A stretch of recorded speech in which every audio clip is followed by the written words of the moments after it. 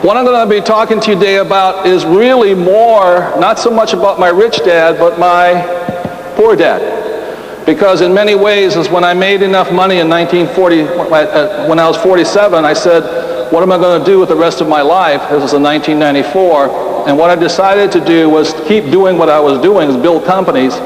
But also I realized I needed to become a teacher like my poor dad, because I'm really more like him than my rich dad. So what I'm doing these days is I'm actually teaching, because my poor dad was a great teacher, brilliant teacher, great leader. I'm going to be teaching what my rich dad taught me. So that's what I'm doing today, and that's why I wrote this book, and that's why I'm here. So thank you.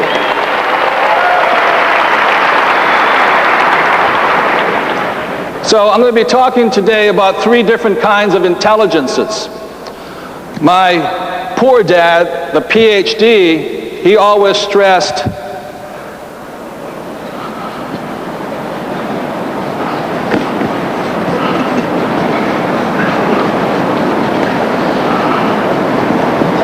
academic intelligence. And if I don't spell correctly, I wasn't very good with academic intelligence. And academic intelligence, some people call it the 3 R's, which is reading, writing, and what? Arithmetic. And it's very important. This is what you go to school for. And there's a lot of people, especially some of my father's friends, they would say to me, you know, I'm a PhD, or I'm the only guy in my family with only a bachelor's degree. Everybody else has master's and doctorate degrees in my family. And oftentimes I'm criticized because they say, well, I got a PhD. And so they ask me, what have I got? I said, cash. What do you got?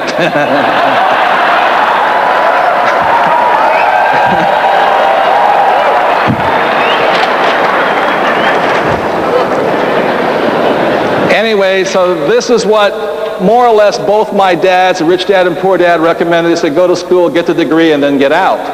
But the difference was my rich dad said, go and build companies. And if I was going to build companies, I needed a different kind of intelligence. And the kind of intelligence I needed was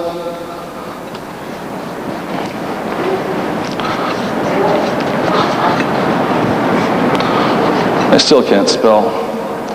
I flunked out of high school twice because I couldn't spell. And I told my teacher that it was a very uncreative mind that couldn't spell a single word 4 different ways. They still flunked me.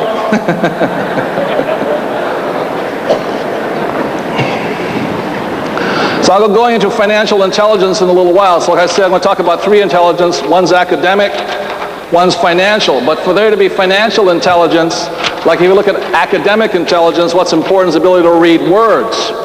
To have financial intelligence, you have to be able to read numbers. And that's what school does not teach, is this subject over here called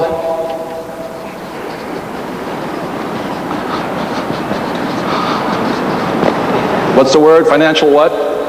Literacy. The ability to read financial statements and numbers. My rich dad said this to me at a very young age. The person that can read numbers has more power over somebody who cannot. In other words, somebody who was financially literate had more power over somebody who was academically inclined. So that's why you stress to read learn to be financially literate. And that's what Rich Dad, Poor Dad's about, is very simply what my rich dad taught me at a very young age. And what he taught me about financial literacy was based upon a very important word. What's the word? Cash flows. My favorite words in the whole world. And so my rich dad said to me, he says, when you talk to your banker will, or your real estate agent, to your account generally says your house is an asset. He says, they're inaccurate. That's why they're not rich. And so what rich dad taught me, the difference was between an asset and a liability was dependent upon the word called cash flow. That's what made something an asset or a liability. So if the cash flow flowed into your income or into your pocket, then it was an asset. So I'll say it again. So if the cash flowed into your pocket, it was an asset. I was 9 years old. This is not that tough. I understood that. I said, that's good. For those of you who want something exciting, go and read a dictionary or a financial book, what they define an asset as, and you'll get really confused. And so this is the cash flow pattern of an asset, and this is the cash flow pattern of a liability. So very simply, an asset is something that puts money in your pocket, and a liability is something that what? Takes money from your pocket. So, a person's house. A house. Could a house be an asset? Yes, as long as it what? Puts money in your pocket. Could a house be a liability? Yes, if it what? Takes money from your pocket.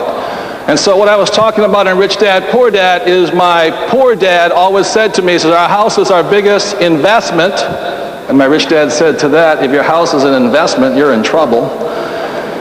And it says it is our biggest asset. And my rich dad said, if it's taking money from your pocket, it's not an asset, it's a liability. And that's all you need to know for financial literacy, is know which way the cash is flowing, okay?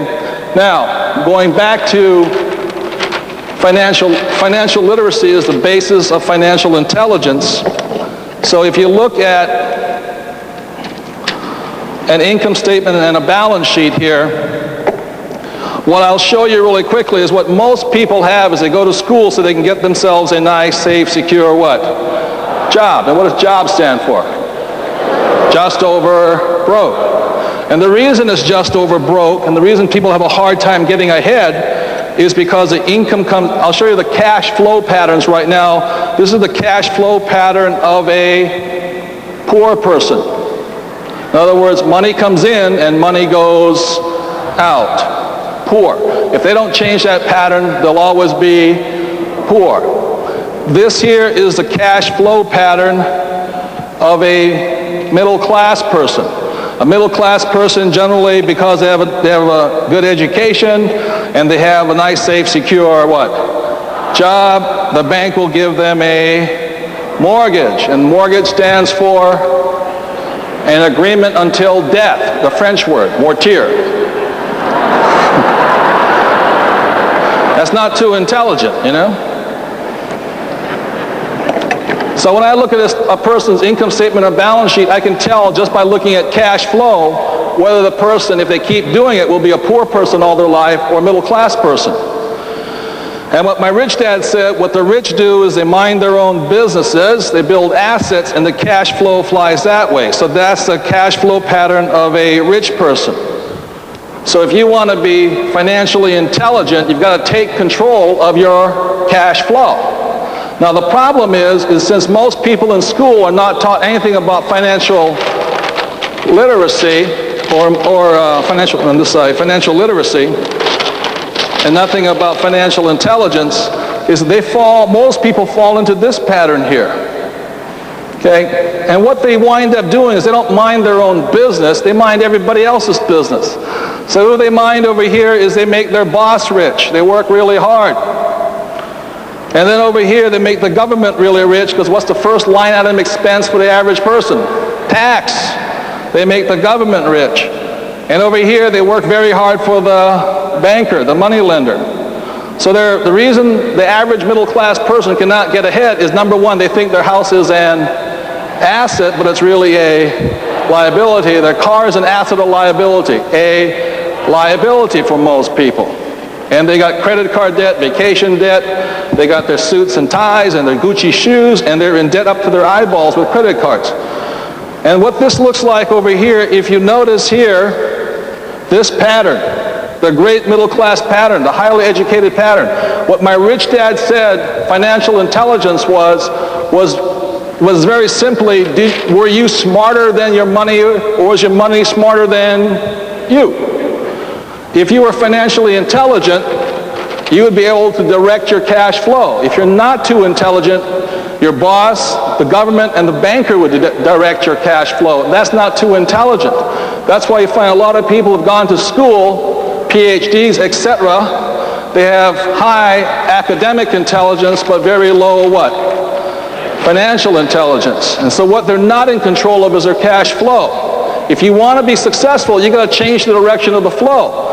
Because this pattern over here, what that looks like, if you look at it going down into the liability column, out the expense column, it looks like one of those treadmills. You know, I go to the gym, it looks like this. So what happens to an individual is they go to school, they get the good grades, they graduate, and they get themselves a job. And they're doing pretty good, you know. 22 years old, 23 years old. Then they go and they meet the boy or girl of their what? Dreams. And they decide to get what? Married. And the boy or girl of the dreams doing the same thing. They got 2 incomes. They say, well, 2 incomes can live just as good as what? 1. They decide to get married, and now they're going like this. So the first thing they got to buy when you get married is the banker tells you, you got too much income, so you're paying too much in taxes, so you better buy a what? House, because the government's going to give you a tax break for it. Anytime the government gives you something, be careful, okay? I don't trust them that much. So here's this young couple, now they got a mortgage, and they're going like this, and they're working really hard, and they're going, oh yeah, I'm a hard-working individual. But all of a sudden they're short of cash now, so they got to work harder, so they make the boss richer. They pay more in taxes, and they're making the bank rich, and of course they got to buy a BMW to match their lifestyle of their house. And so they're like this, yeah, we're doing really good, hard-working people, you know. And then all of a sudden, she says to him, guess what, dear? I'm going to have a what? Baby. Oh, so wonderful. And the child comes, and pretty soon the old guy is like this. He's working hard. He's running down. He's in this. This is called a rat race. He's going to work. He's busting his you-know-what. He's working hard. He gets another pay raise. The government takes more, and he gets further into debt because he's got to buy a bigger house because the government said go into debt because you're going to get mortgage deduction. Okay, good. I'm working hard. And you come up to him and you say, hey, I want to show you a plan. What do you mean you're going to show me a plan? I don't have time to look at the plan. I'm so busy working hard.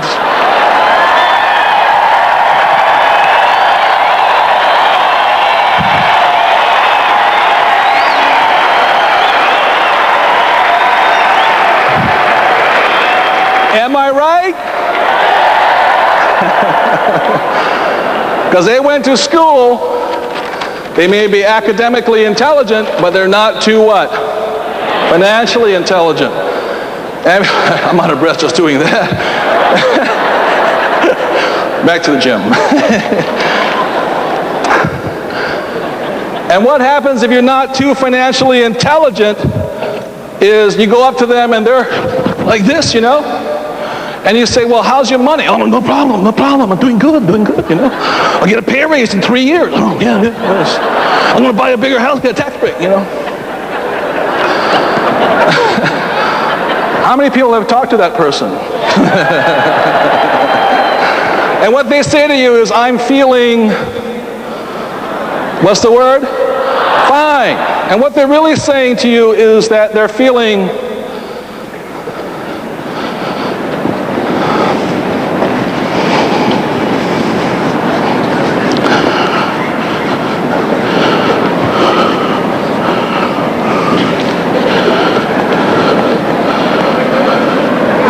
what fine stands to is they're feeling financially insecure, neurotic, and emotional. How many people have ever felt fine in your life? And that's what happens when you're not too financially intelligent here. So,